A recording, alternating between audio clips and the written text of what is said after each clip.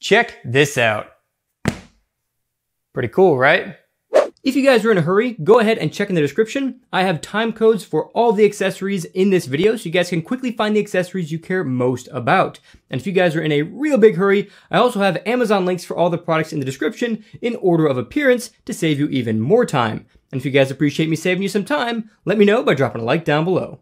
Welcome to the channel, guys. I'm Eric, and I focus on diving deep to find the coolest features and accessories for all the latest tech products. If that sounds like something that interests you, go ahead and hit the subscribe button and toggle notifications to all so you don't miss out on all the cool new features. The iPad hasn't had expandable storage since forever, and while you can now get iPads with up to 2 terabytes of storage, that gets really pricey really fast. And the vast majority of people are probably going to get the 128GB version or the 256GB version.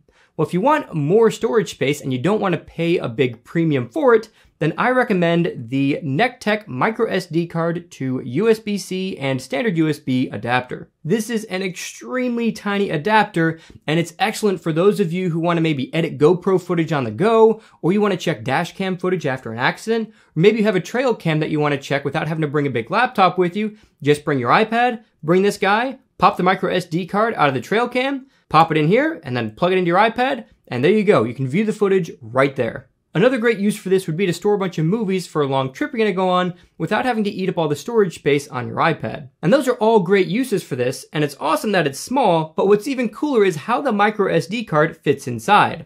You just flip up the standard USB port cover and insert the microSD card directly into the USB port. Now you can plug the standard USB side into any laptop, or if you have something like a MacBook that has USB-C ports, just plug the USB-C side in.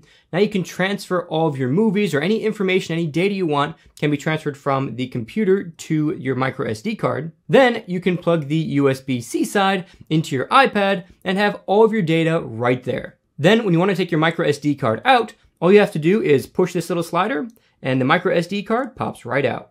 If you want to transfer data from a standard size SD card, like from a DSLR, then I recommend this card reader instead. It's still super compact, but you do get standard SD and micro SD card support, and you also have more connector options as well. You get a Lightning port on one side, a USB-C port on the other side, a standard USB port in the middle, and the USB port folds down to reveal a micro USB port as well. I'll have links in the description to both of these if you want to pick one of them up for yourself. Next, I want to talk about chargers.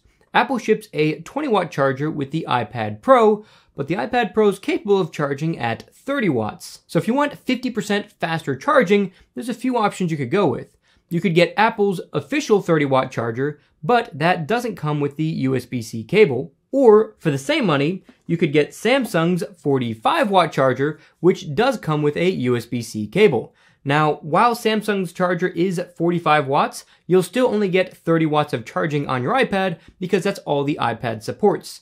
However, since this is a 45-watt charger for the same price as the Apple charger, this does let you charge other devices at 45 watts if they support that charge speed. And I did test this charger out with the iPad and a little power meter, and I saw that it was indeed charging the iPad with the full 30 watts that it's capable of. If you want to get real crazy with the charging and you have multiple devices that you want to charge, then I recommend this beast. This is the Link-On 166 watt charger. That's right, 166 watts through these 4 ports. So the way this works is you can get 100 watts out of either of the 2 USB-C ports and 18 watts out of each of the 2 standard USB ports. So if you were charging a laptop that supported 100 watts and you plugged it into the top one, there's 100 watts right there. Then you could plug your iPad in and get a full 30 watts charging on your iPad at the same time. Then you can plug into other devices and get 18 watt fast charging on both of those devices at the same time for a total of 166 watts. The prongs also fold in to make it easier to travel with, but I must say it is a pretty beefy charger. I mean, by comparison, here's the charger that comes with the iPad in the box. So it's your 20 watt charger and your 166 watt charger. Pretty big difference in size. And speaking of traveling, there's also 2 adapters that come with this charger. One of them is a UK adapter, and all you do is make sure that the prongs are folded in. Then you just slide this right on top, and now you have a UK plug. And the last adapter is for the EU. So that just slides on in the same manner, and now you can use this in the EU. If 20-watt charging is fast enough for you, but you'd rather have a much smaller charger to bring along with you when you go on a trip, then I'd recommend Anker's 20-watt charger. By comparison, here is Apple's 20-watt charger right next to it, and it's a considerable difference in size. And here it is next to Apple's 5-watt charger, which is almost the exact same size, but the Anker charger is 4 times as powerful. And I did test the Anker charger out with this little power meter, and I noticed that the Anker charger was actually delivering about 18.9 watts on average, compared to the 17.4 I was getting out of Apple's official charger. I do also want to mention that the build quality on the Anker charger is incredible. It really does feel very solidly built. If you want to take crazy fast charging on the go, then I'd recommend the Man&M 73-watt car charger. The USB-C port supports up to 55 watts for devices that support that charge rate, but for the iPad Pro, you will be limited to the 30 watts that the iPad is capable of.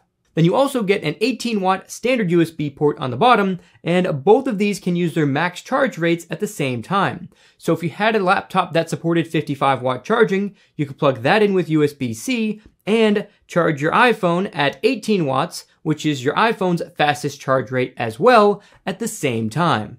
The build quality on this is incredible. This is all solid aluminum, and there's even a rubber grip on the side to keep it cool to the touch and to make it easier to take in and out of the 12-volt port. And after a few long charging sessions with devices that supported 45 watts, I noticed that this didn't get very hot, which means Man&M did a great job of making this very efficient. And as a bonus, Man&M also included a 5 amp capable USB-C cable. And it's important to know that not all cables are created equal. So just because you have a USB-C cable doesn't necessarily mean you're going to get the maximum charge rate possible. So it's great to see that Man&M included this right in the box. While we're talking about car stuff, this headrest mounted tablet holder is excellent for anyone who takes long road trips with kids. These two arms grab onto the headrest bars, and these arms expand to fit your iPad by pulling these strings here.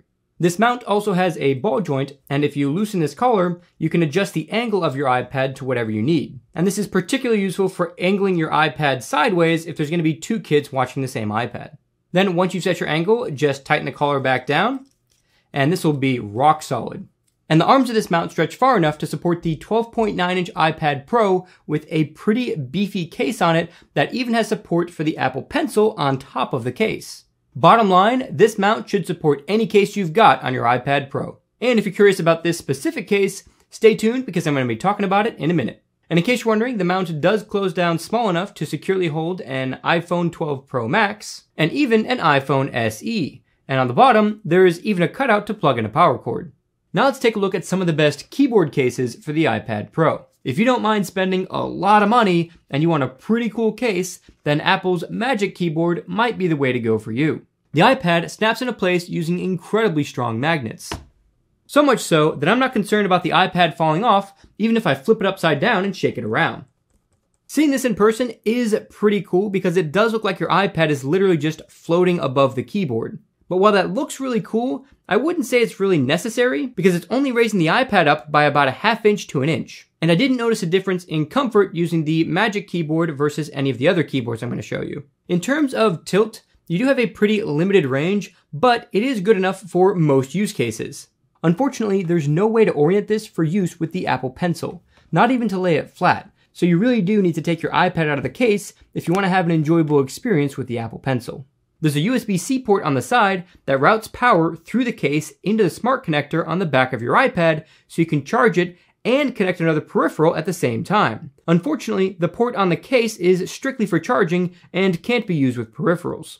In terms of protection, the front and back of your iPad will be pretty well protected, as well as the bottom, but the other 3 edges of the iPad are going to be really exposed and won't be protected at all if you accidentally drop this. The keyboard itself is excellent. It's tactile, it has backlit keys that can have their brightness changed in the settings on your iPad, and while it's a bit cumbersome to change the brightness settings on your iPad, it's really not necessary because the default settings have been great for me in all lighting conditions. The keyboard is also lappable as long as you keep your hands on the keyboard. Once you lift your hands, it starts to fall over. However, if you switch your position to where your legs are more upright, like sitting with your feet up on a couch or a bed, the tipping issue goes away. The touchpad is also excellent. Scrolling works as good as most laptops I've used, and clicking feels great no matter where you press down on the pad, even in the corners. The touchpad also has gesture support, which is extremely useful. The material for the Magic Keyboard feels kind of like a rubberized plastic, and it is a fingerprint, grease, and dirt magnet. It is really hard to keep this thing clean, and it's even hard to clean it when it does get dirty. The one notable downside with the Magic Keyboard is that there are no function keys, but if you could look past that issue and the steep price point, then this is an excellent keyboard case. If you're looking for a keyboard cover that offers more protection, more orientations, and a $120 lower price point, then I recommend checking out Logitech's Combo Touch keyboard. The keys feel as good as Apple's Magic Keyboard, are also backlit, but add a full row of function keys for quick actions that include a home button, tablet brightness controls, a button to bring up or dismiss the on-screen keyboard, a finder shortcut, backlit key brightness controls, media playback and volume controls, and a lock button. The trackpad is slightly larger than what you get on the Magic Keyboard, supports the same gestures as the Magic Keyboard, and can also be clicked in all corners, just like the Magic Keyboard. In terms of materials, Logitech went with a fabric material which is much less likely to get smudgy with fingerprints compared to the Magic Keyboard. The most significant difference between these two keyboards is how the Logitech case works. It's a two-part case that's held together magnetically. The three prongs at the center of the keyboard route to the smart connector so the keyboard can get power. The magnets hold on very well, but you'll notice that the hinge isn't rigid like the Magic Keyboard, so the keyboard will flop down when you pick up the iPad. Even still, you won't have to worry about the keyboard falling off. The iPad itself is secured into a hard rubber-like shell to protect it on all four sides, and there's a notch at the top for the Apple Pencil. I have no fear of my iPad falling off a table with this case on. There's a friction hinge on the back of the case to stand the iPad up, and this can be adjusted to literally any angle you need. And since the case detaches from the keyboard, you can flip it over and use it in writing mode, something that's not possible with the Magic Keyboard. Alternatively, you can rotate the iPad around and snap it back into place backwards on the keyboard if you want to keep the keyboard with you. And when you close the case, magnets hold it closed so it doesn't accidentally open when you're carrying it around. The two main disadvantages to the Logitech keyboard compared to the Magic Keyboard is that you don't get the USB-C pass-through, and it does take up more desk space since you need the stand in the back to keep the iPad up. Bottom line, these are both excellent cases, but if I personally had to pick just one, I'd go with a Logitech case to save some money and get a more protective and more flexible case. Some of you guys are probably curious about Apple's Smart Keyboard Folio case, and so was I, so I picked one up to test out.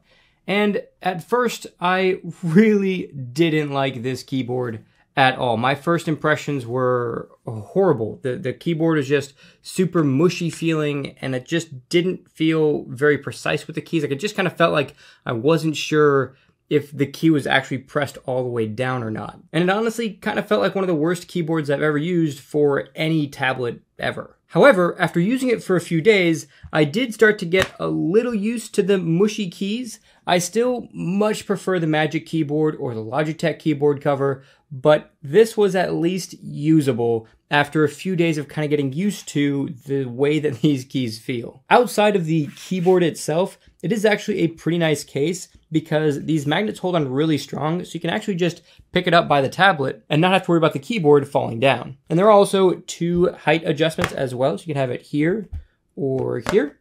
And it does hold closed magnetically, but that honestly doesn't work too well. It doesn't take much of an angle to make the keyboard just kind of fall off. So magnets don't hold very strong. I kind of wish they would have improved on that, but most importantly, I'd love to see Apple improve on the keyboard on this one. Especially for this price point of about $200 at the time of making this video, I just can't in good faith recommend this keyboard, especially over something like the Logitech keyboard, which is only a little bit more expensive than this, but way better. If you frequently use a keyboard with the iPad and you want to step up your productivity, then I recommend getting this Logitech MX Anywhere 2S mouse. This has been my go-to mouse for all of my devices whenever I'm traveling. It's a super compact mouse, but it's also really comfortable to use for an extended period of time. And there's a lot of great features with this mouse. For starters, the scroll wheel has two modes. The first mode is kind of like a clicky scrolling that's not going to scroll very far every time you run the wheel. So you can see it stops pretty quickly, but if you click the wheel in, it'll scroll almost endlessly. This will scroll to the bottom of any page I've ever tried to scroll, and it just keeps going. It's still going right now. That's how long this scrolls. It's pretty impressive how well this scroll wheel works. The wheel also has a scroll left and scroll right feature, so this actually clicks left and right. Then you obviously also get your left and right mouse clicks, and you get a customizable button here on the bottom, as well as two more customizable buttons on the side. To customize these buttons on a Mac or PC, you'd use the Logitech Options software, and that'll let you remap the buttons to do pretty much anything you want. And you can even have it be application specific, so depending on the application you're in, it'll change what the buttons do. You can even customize these buttons on the iPad by going to Settings, Accessibility, Touch, Assistive Touch, turn on Assistive Touch, then scroll down to select Devices, then select the mouse, tap or click Customize Additional Buttons, then press the button you want to customize on the mouse, and select a custom function from the drop-down menu. One more great feature with this mouse is that you can pair up to 3 devices and quickly switch between those devices by pressing this button here at the bottom. So as you can see, when I press this, I can switch to device 1, device 2, then device 3, and it really is that fast. So I could have device 1 paired to my desktop, device 2 paired to my laptop, and device 3 paired to my iPad. And if I ever want to pair a different device, I just long press the button and wait until it starts flashing. Now I can pair it to another device. And something unique when paired to either a Mac or a PC with this button just below the scroll wheel is that this is actually a gesture button. So you can hold this button down and swipe either left or right or up or down and have it do something different. And each one of those can be their own unique command. The Apple Pencil's obviously a great choice for any artists or graphic designers, but it's also a great choice for anyone that likes to handwrite notes or even emails. So in Apple's built-in email application, you can actually just start writing with the Apple Pencil and it'll automatically convert your handwriting to digital text. The same is true for the built-in Notes app. However, to enable this, you first have to select the handwriting tool by tapping the pen icon in the upper right corner, then tap the pen with the letter A on it. Now, just start writing, and even the most difficult to read handwriting will be converted to text. As you can see, even when I try to write terribly, it still gets all the text correct. Editing the text is easy too. You can erase words by scribbling them out, add or remove spaces by drawing a vertical line between words or letters, insert text by long pressing where you want to add the text until a gray box appears for you to write in, and if you want to select a bunch of words, you can either circle them or draw a single line through them. All of these handwriting features are also available when sending or replying to emails using Apple's Mail app. The iPad has an undeniably incredible screen that's great for consuming media. And if you're someone that likes to watch a lot of movies on your iPad, then you're going to want to get some premium headphones to go along with that premium video experience. And for that, I recommend the Sony WH-1000XM4s. These are by far my favorite over-ear headphones for a number of reasons. First off, they just sound incredible. The sound is very full, it's very crisp, you can hear all the tiny little details, especially if you're just listening to music or watching a movie. All the details are captured with these headphones. You're not missing anything. You could really hear the movie the way that the sound engineers wanted you to hear it. And the noise canceling of these is just unbelievable. If you're using them on a plane or really anywhere with a droning sound, these cancel out so much and make it so quiet. I'm really blown away at how well the noise canceling works on these headphones. They're also incredibly comfortable for extended use. And when you're watching a movie, you're gonna have these things on for a long time. And that's really important that your head doesn't start to hurt by these either pressing in on your ears or pressing down on your head. If that wasn't good enough, there's a bunch of technology built into these as well. For starters, the music controls are super easy. Double tap to play pause, swipe forward to skip forward, swipe back to skip back, swipe up to go up in volume, swipe down to go down in volume. If you hold your hand over the ear cup, it'll turn on ambient sound mode so you can hear your surroundings. And this is really useful in public places like in an airport when you want to try to hear an announcement really quick without having to take the headphones off. then you can just take your hand off and ambient sound mode will turn back off so you can get back to listening to your music or your movie. The left ear cup specifically has a sensor in it that detects when the headphones are on your head or off your head. So if you're listening to some music and then you take them off your head to have a conversation with somebody, the music or movie will automatically pause while you're having that conversation. Then when you put them back on, the music or movie will start back up. If you download Sony's application that goes along with these headphones, then you can also turn on features like auto ambient sound mode that will turn on ambient sound automatically when you start talking. And that's great if someone comes over to have a quick conversation with you and you want to quickly hear what they're saying, just reply back and say something like, hey, what's up? And then all of a sudden it's just going to turn on ambient mode and you'll be able to hear what they're saying without having to quickly take your headphones off. Now, personally, I kind of prefer that you would take your headphones off when talking to someone. I feel like that's a bit more respectful thing to do, but there may be times when you've got a bunch of stuff in your hands and you can't just quickly take the headphones off to hear someone, and that is a perfect use case for this feature. On the left ear cup, you get a power button and a customizable button that can be set to switch through your noise canceling and ambient sound modes, or even use Google Assistant or Alexa if you prefer to use those over Siri. However, if you do prefer Siri, all you have to do is long press the right ear cup with one finger to activate it. Just know that you can't have both active at the same time. So if you enabled Google Assistant with the custom button, you wouldn't also be able to access Siri. At least not at the time of making this video. But sometime in the future, Sony may release an update that does enable both to be used at the same time. These headphones also have an auto off feature. So if you pause your music or movie, then take the headphones off and set them down for about 15 minutes, they'll turn off automatically to save some battery life. Battery life on these is also incredible with about 30 hours of listening time, which is about accurate because I've had these for a few months now, and I only charge them once every few weeks. But if your battery does die, there is a 3.5mm headphone jack on the bottom of the left ear cup, so you can plug directly into your iPad using either a 3.5mm to USB-C cable, or by using a 3.5mm to 3.5mm cable and plugging that into a USB-C to 3.5mm adapter like this link-like adapter. One of the things I love about this link-like adapter is, one, the build quality is excellent. This is a metal case, and I've had no issues with this, using it on a number of different devices.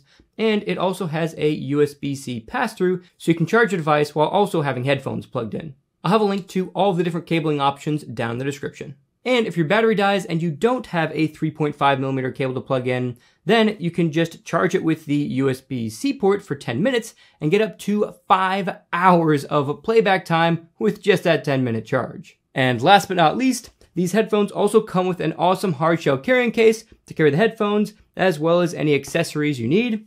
And if you close the case and flip it over, there's also a little pouch here to carry more things. If you're not a fan of over-ear headphones, but you still want a great listening experience, then I recommend the obvious choice of Apple's AirPods Pro. These have incredible sound quality, have excellent active noise canceling and ambient sound modes, and the buttons are customizable within the Settings app. This is the QGIM hub that offers a 4K HDMI output, an SD card and micro SD card reader, 3 USB 3.0 ports, and a USB-C power pass-through so you can continue to charge your iPad at the full 30 watts while you use the hub. One important downside with any hub that you get is that it only mirrors your iPad screen instead of extending it and giving you a desktop-like experience like you'd get with something like Samsung's Tab S7. Fortunately, when you switch to playing a video with a supported app, it will expand to fill a 16:9 aspect ratio, which is the form factor of pretty much every TV. This next accessory isn't iPad specific, but it's still really useful, and that is the new Apple AirTags. These are great for finding things like lost keys, maybe a lost bag, and you can even put it on your pet in case you lose your pet. The tags are super compact, and you can get a bunch of different cases for them depending on what you want to connect them to. Then, if you want to find the tag, you can use your iPad or iPhone and say something like, "Find my keys." Looking for keys. It's nearby. Pinging keys now. And this pinging is extremely loud, so you're definitely going to be able to find anything, even if it's stuffed under the couch cushions. This is plenty loud enough to be able to find it. If you have an AirTag in your bag and you accidentally left your bag somewhere but you're not sure where you left it, you can also use the Find My app and see the last known geographical location of the AirTag. Next, let's talk about my favorite non-keyboard cases. I've got my favorite rugged case, favorite slim case, and a case here that has one of the coolest features I've seen on a case in a while. So first, let's take a look at the most rugged case. If you're looking for something to really do a great job of protecting your iPad from drops, then I recommend the Spigen Tough Armor. It doesn't have a cover for the screen, but the edges and back are very well protected from big drops. And there's a substantial lip on the front of the case to protect your screen from face-down drops on a flat surface. The buttons on this Spigen case are also super tactile, which is important for any case you get. There's a slot at the top to hold the Apple Pencil securely, and there's a hole in the back to make it easy to press the pencil out when you need it. And when your pencil isn't in the slot, you can use the hole as a hook to hang your iPad on a wall if you're doing something like working in a garage. That's not an official feature, but that's how I personally use it. On the back, there's a locking kickstand, so you can stand it up in 2 different angles, depending on what you're doing with the iPad. If you're looking for a slim folio case that doesn't cost an absurd amount of money, I'd check out the ESR Rebound Magnetic Case. At the time of making this video, the ESR case is $75 less expensive than the official Apple version of this case, but it's equal or better in every way. It feels incredibly premium, the magnets hold the iPad very well, the cover stays closed magnetically, and even has a magnetic flap to hold the Apple Pencil in place. The magnetic strap locks into 2 separate positions as well, a higher position to hold the Apple Pencil, and a lower position when you don't have the Apple Pencil attached. Then, when you want to open it, the strap holds on magnetically to the back of the case. You also get the same wake and sleep functionality when opening and closing the cover. When you swing the cover all the way open, it'll hold onto the back magnetically, or you can trifold it and stand it up tall for watching movies, or flip it over so you can draw or write on it. And in case you're wondering, the trifold does hold together magnetically, so it doesn't fall apart when you move the iPad. Lastly, the inside of the case is a smooth fabric that keeps your iPad safe from scratches. Bottom line, I highly recommend this case over Apple's official case. Now let's talk about one of the coolest cases I've seen for any product, and that is the Magnetic Flip Folio Case by ESR. This case has a ton of different angles of adjustment. You just pull back the magnetically attached stand, and it'll snap into any one of these 9 positions. And this gives you a bunch of different angles for a lot of use cases. And since it's held on magnetically, you can just pick your iPad up without the bottom of the case falling down. At the top, there's a cutout that fits the Apple Pencil, but if you're going to be putting this in a bag, you can actually take the Apple Pencil and put it into this slot right on the back so it doesn't fall off. The cover of the case also has magnets, so the sleep-wake feature does work with this cover. And since this case fully wraps around your iPad, you get a ton of drop protection.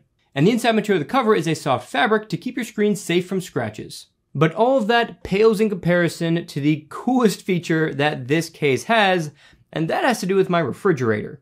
The magnets on this case are so strong that if you flip the cover over, you can actually just hang the iPad right on your refrigerator. So if you ever wanted a screen on your refrigerator to quickly add things to a grocery list, or maybe just watch a video while you're working in the kitchen, this is a great way to do it. Then, when you want to go do some web browsing or something, just pull it right off, and you're good to go.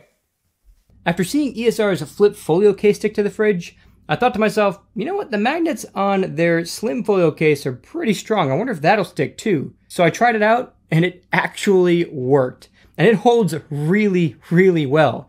That said, I don't really recommend doing that because the iPad isn't protected at all if it falls. So if on your particular fridge it doesn't hold quite as well as my fridge, and you close that door a little bit too hard, if your iPad falls, you've got no protection on this and you are going to do some damage. If you want to test this out on your refrigerator, I do recommend putting some pillows or something to catch the iPad just in case, then give the door a few good hard closes just to make sure it's not going to fall off. And if it all works well on your fridge, then you've just got an awesome bonus feature with this case.